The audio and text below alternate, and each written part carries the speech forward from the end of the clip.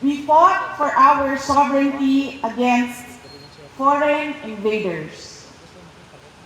But sovereignty is not lost only to those who come from foreign shores. Nawawala rin ito sa tuwing ang serbisyo publiko ay nagiging pribadong negosyo. Kung ang mga opisyal ng gobyerno ay mala sindikato sa pagnanakaw ng pera ng bayan. Every peso stolen from the people's treasury steals a child's freedom from hunger. It steals a student's freedom from illiteracy or substandard education.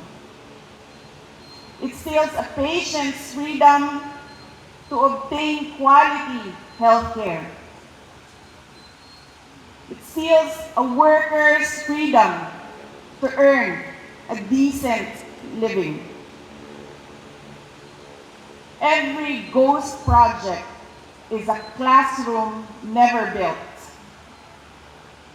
Every corrupt contract is a road that was never built for farmers to bring their produce to the market. Ang korupsyon ay hindi lamang pagnanakaw ng pera.